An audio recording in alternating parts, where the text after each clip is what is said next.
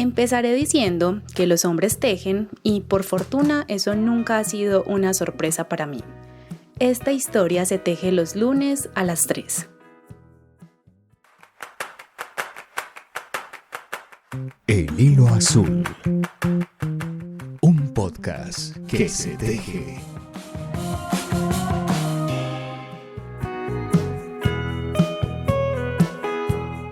Hace algunos meses, en la celebración del Día Mundial de Tejer en Público, un grupo de hombres estuvo tejiendo en el metro de Medellín. Muchos medios de comunicación y personas en las redes sociales hablaron sobre este suceso tan extraordinario. Y sí, es algo que no se ve comúnmente, pero ellos solo querían celebrar el Día de Tejer en Público, no mostrar como una proeza que los hombres tejen. Por eso, el hilo azul tendrá en este y el próximo episodio las voces de algunos de los hombres que conforman el costurero de la casa. Empecemos con Cristian. Bueno, mi nombre es Cristian David Rodríguez y pertenezco al costurero hace 8 años prácticamente desde que inició. Pero yo siempre he dicho que por fortuna, desde que yo tejo, he conocido hombres que lo hacen, o sea, para mí nunca ha sido como guau, o sea, como sí. No, eureka, los hombres tejen, no. Para mí ha sido algo muy normal porque pues, digamos que de hecho conocí al costurero de la casa hace mucho rato y fue como mis primeros acercamientos al tejido. Porque el costurero de la casa no se centra únicamente en lo que incluso algunos medios han dicho por estos días, que es como romper estereotipos. Pues digamos que hablemos también de eso, porque es que no es necesariamente romper estereotipos. Además que cae como en un discurso que se folcloriza, que se vuelve muy del común. Hace poquito vi un comercial y estaba hablando de eso, de romper estereotipos, pues un producto comercial. Entonces uno dice hasta dónde hemos llevado como la normalización de ese tipo de denunciados ante algo. A mí me parece que en un mundo ideal el costurero no debería llamar la atención, ¿cierto? El costurero de la casa debería ser un grupo más de tejido, en un mundo ideal. Pero el solo hecho de que nosotros nos vayamos a tejer, sea que lo hayamos hecho por romper estereotipos o no, que no fue el caso, pero se nota que sí se necesita generar esa conversación. Todavía hay muchas cosas que hay que replantearse, porque no es tanto de romper, porque eso suena violento. Yo creo que es más de ir ablandando, de irle permitiendo al otro que converse al respecto, ¿cierto? Como que diga, bueno, de verdad qué tan malo tiene que los hombres tejan. Entonces yo creo que por eso el costurero nunca ha tenido ese objetivo o abanderado de que es que nosotros vamos a representar las nuevas masculinidades. No, yo creo que hay gente que ha trabajado arduamente como para que ese tipo de espacios se abran, para que esas conversaciones se tengan y sobre todo pues es que es gente que de verdad trabaja, no sé, yendo al consejo, pues como buscando políticas públicas que generen ese tipo de bienestar para todos.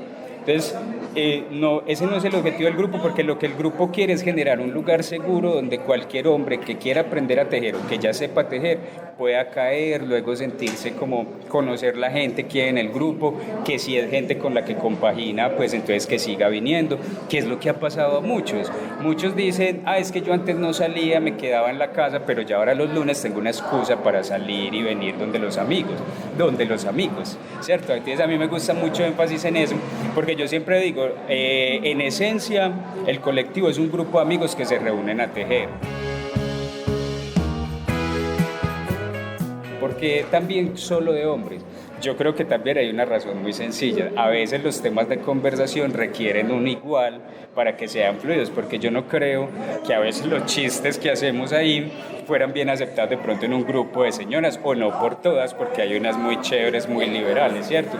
Entonces hay cosas que sí es bueno conservar el tú a tú con uno igual, ¿cierto? Con uno que se identifica con cosas que yo tengo. Entonces por eso, y tampoco rechazamos del todo la presencia de mujeres, ¿cierto? Siempre hemos dicho que las mujeres están bienvenidas a tejer con nosotros, a compartir una tarde, todo, pero que el grupo esencialmente es espacio seguro para que los chicos se sientan cómodos de venir a un lugar donde se puedan reír, donde se puedan tomar un tinto y donde puedan tejer, que es como lo esencial.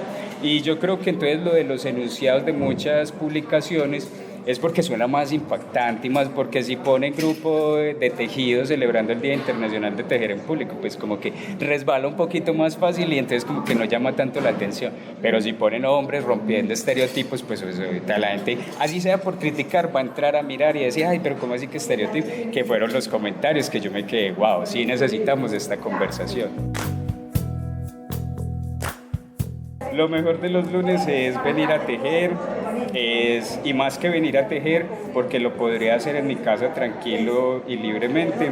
Yo creo que es venir a ver el resultado del trabajo de cada 8 días de los muchachos, de cuando llegan contentos porque ya cogieron la puntada, porque dicen ya terminé este proyecto, cuando fulanito llega y me dice, ay, el fin de semana estuve en tal parte y nos invitaron a tejer por allá, qué tal cosa. O sea, escucharlos y convertirse como en ese lugar bacano donde todos esperan llegar, donde todos quieren compartir algo y donde hay risas y buena conversación, pues yo creo que uno siempre va a querer estar en un lugar así. Entonces, y la esperanza es que ya no sea solo los lunes, que de pronto hagamos actividades otros días para podernos vernos más, para podernos ver con los que no pueden venir los lunes. Entonces yo creo que la alegría de los lunes y de los próximos días que vengan será eso, reunirnos con los amigos a tejer.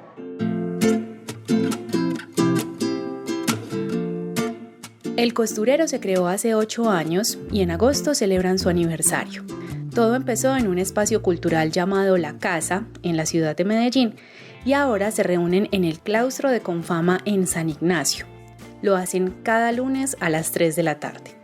Hay una unión de varias mesas que conforman una sola muy larga, y a veces pueden reunirse hasta 20 hombres a tejer con distintas técnicas.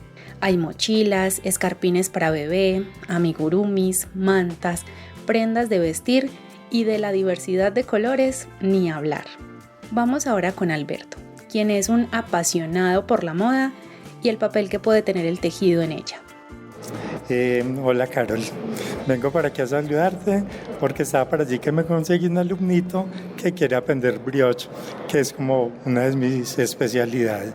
Yo soy Alberto Giraldo, pertenezco al Costurero hace más o menos 6 años, soy diseñador de modas.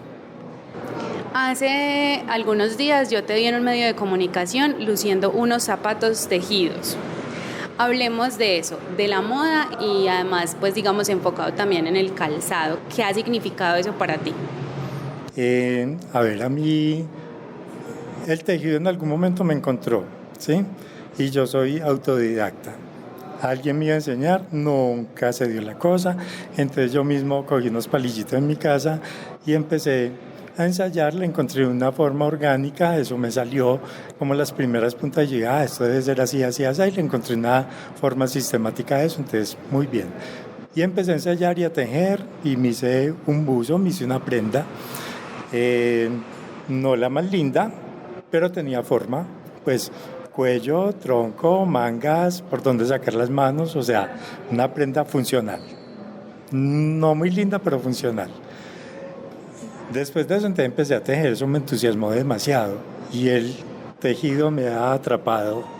Entonces empecé a tejer y a comprar hilos. Entonces donde iba a comprar siempre preguntaba cómo se hace esta puntada, cómo se hace aquello, enséñeme aquello. Y empecé a comprar revistas y a estudiar mucho desde revistas, porque te estoy hablando de una historia de 40 años, más o menos. Entonces, ¿qué pasa ahí?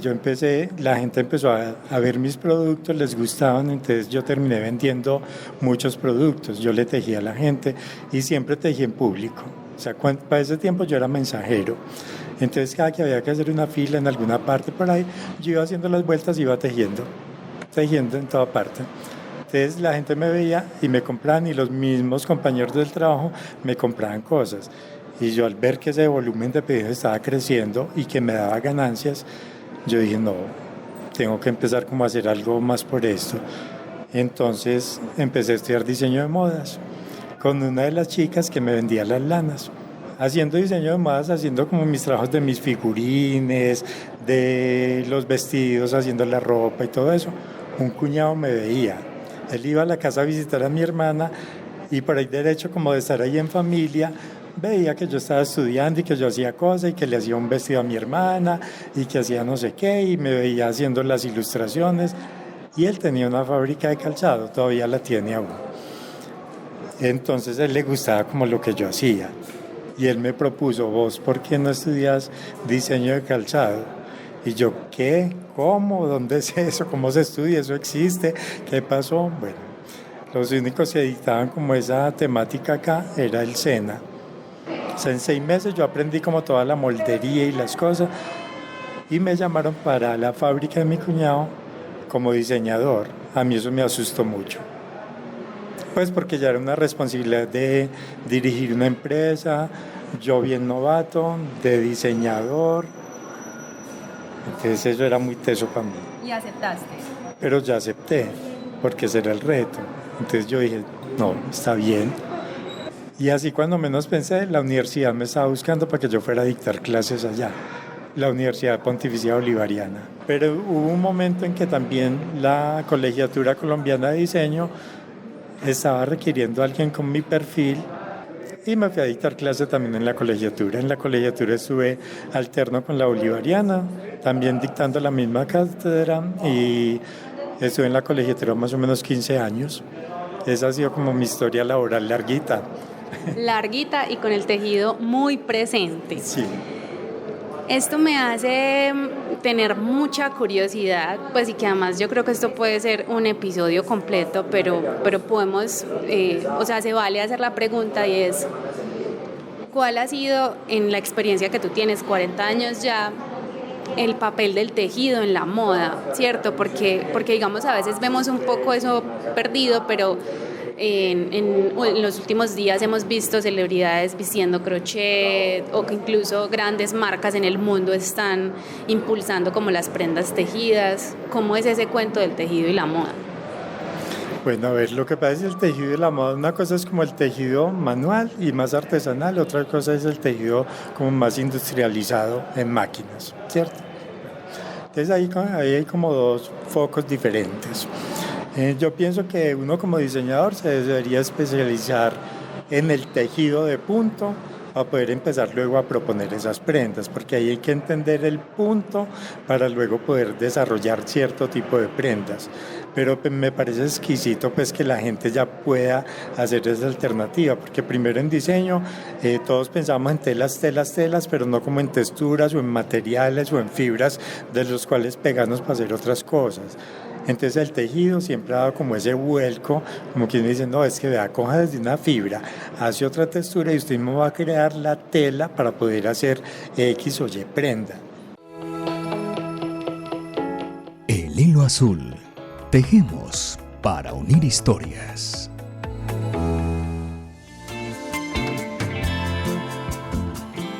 Un amigo de Cristian le enseñó a tejer malla después de que él estuviera buscando alguna manualidad que le permitiera dispersarse en el tiempo libre. Luego, Cristian llegó al costurero de la casa como muchos otros hombres, por cosas que vieron en redes sociales y por curiosidad.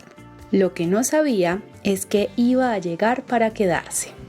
Fue muy charro porque la primera vez que yo conocí al costurero lo hice fue por redes, de un amigo, de un conocido pues de ese tiempo, que yo le dije, vos estás yendo allá, y me dijo, sí, es el costurero, no sé qué, pero a mí me da pena venir solo, pues o ir solo donde se reunían en ese momento.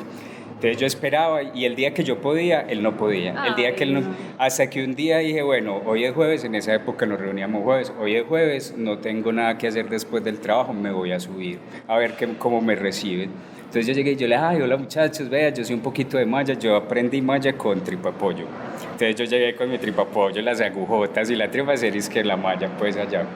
Y me recibieron muy bien. Leonardo era el profe que había como en ese momento, aunque había 2 o 3 compañeros muy tesos también, pero Leo era como el que nos enseñaba a todos.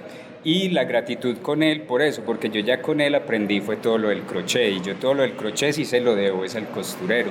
O sea, cuando yo llegué solo un pedacito de malla, lo básico, como musgo y esas cosas. Pero ya aquí fue donde he aprendido a hacer la malla, los bordados, el macramé.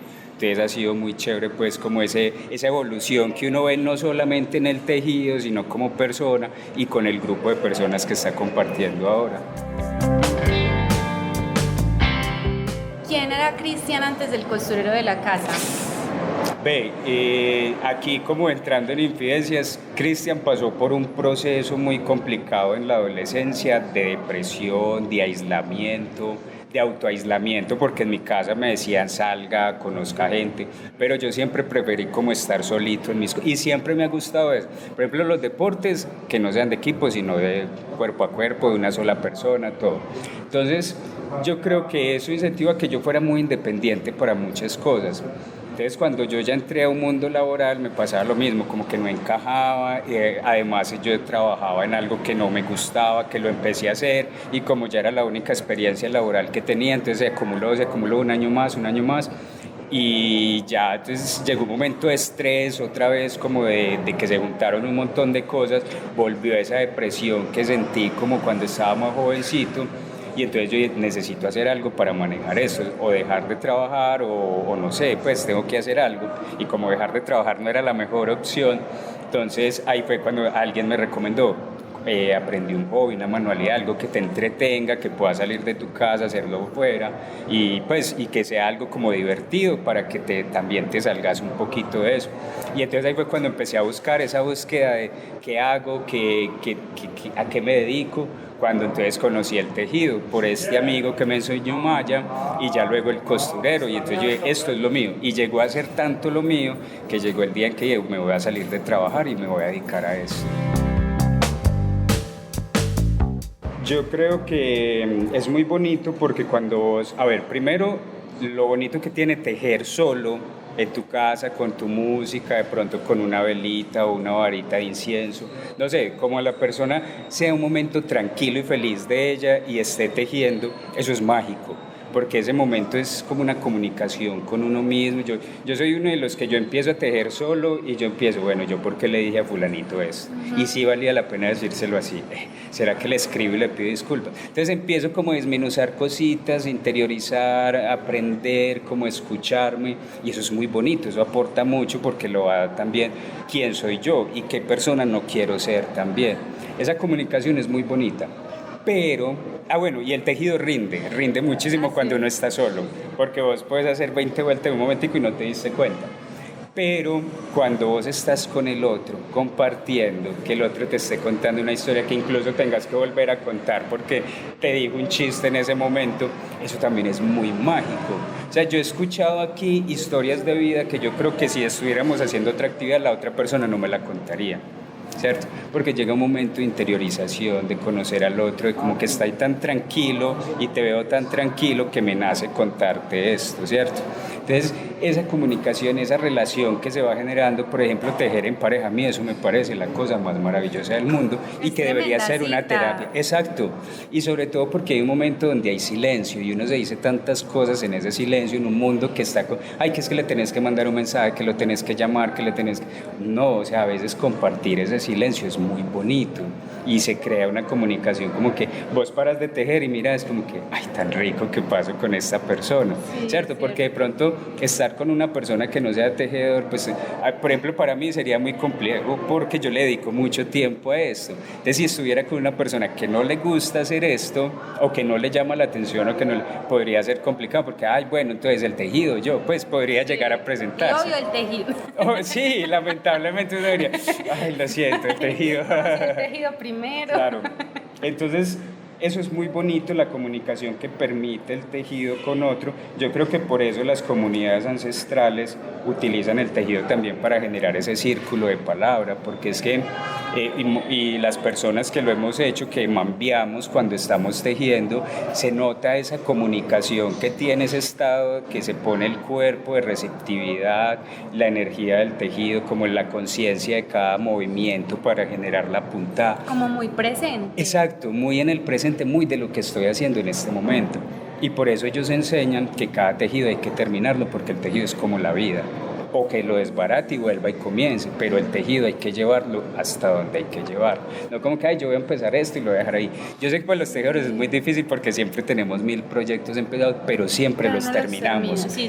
Llega el momento en que el proyecto puede estar 2 años allá debajo de todas las lanas y un día llegas, lo voy a terminar.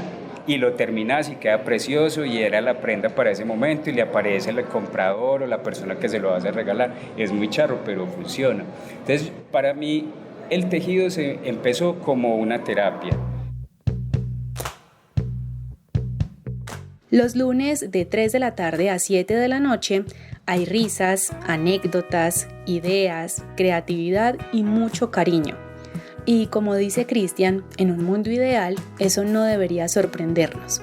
Pero ahí están los del costurero de la casa haciendo que cada vez pueda ser visto de manera más natural. Vamos con Daniel y la mezcla de la matemática, el amor y la admiración. Mi nombre es Daniel Alejandro Espina y hago parte del costurero de la casa. Bueno, Daniel, hablemos de la primera vez. ¿Qué recuerdas del primer momento en el que supiste o te acercaste al costurero de la casa? Bueno, mi primer vez en el costurero de la casa me di cuenta gracias a quien me entrevista en este momento. Ya me había mencionado que existía un grupo de hombres tejedores y siempre me había llamado la atención como encontrarme personas como yo que también tenían el mismo gusto. Bueno, mi primera vez tejiendo se resume más o menos o se lleva más o menos al año 2003, 2004, que yo estaba en grado séptimo en el colegio y la profesora de artística, Luciner Restrepo, nos enseñó a tejer. Ella nos enseñó punto de cruz y también nos enseñó a tejer en malla. Fue muy particular porque yo, digamos, volví a retomar el tejido en pandemia, que estaba organizando un cajón y me encontré unas agujas y una lana y yo dije, ¿verdad que yo hacía esto? Y me puse a buscar en YouTube y encontré videos y me enganché bastante con el tejido. ¿Y qué pasó durante la cuarentena con el tejido? ¿Qué permitió el tejido durante esa época?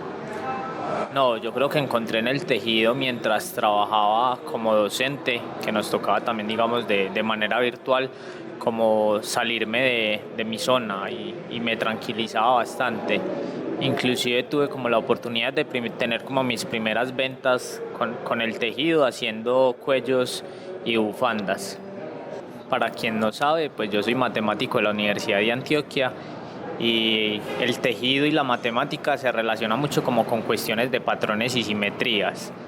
Entonces encuentro como la manera en que nos presentan o se nos presenta ciertos patrones, como buscándole la lógica, qué es lo que hace uno al enlazar por la parte de atrás o qué es lo que hace para uno enlazar por la parte de adelante, cómo se va a ver eso en el tejido. No simplemente es como yo volverme mecánico y repetir un patrón, sino mirar realmente qué es lo que está sucediendo.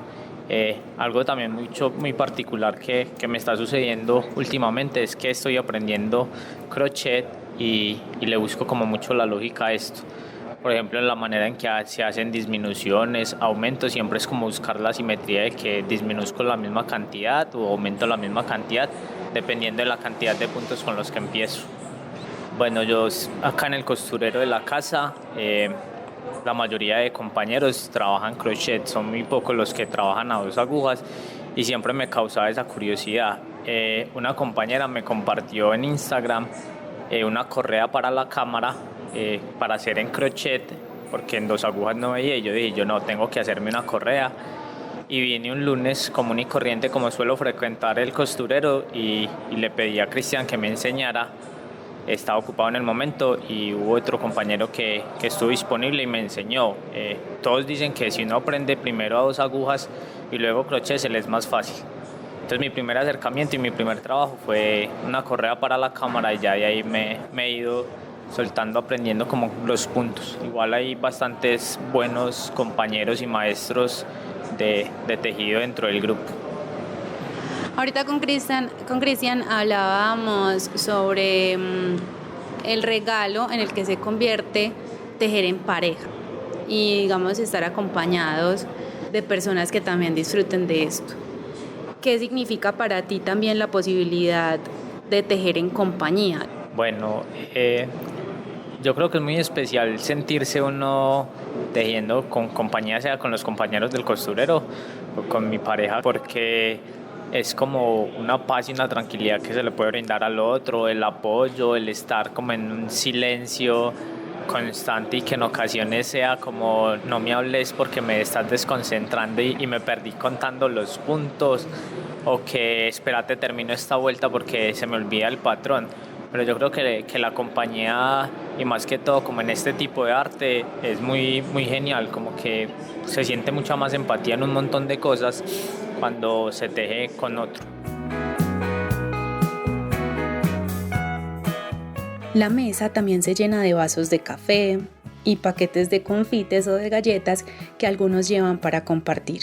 Es el espacio para aclarar dudas, mostrar los logros que se tejen y también lucir los proyectos terminados.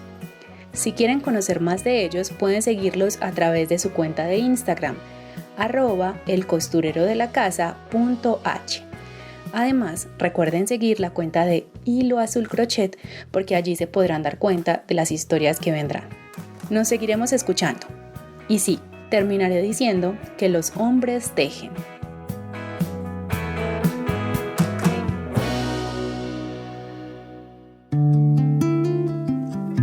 Este podcast hace parte de Hilo Azul Crochet,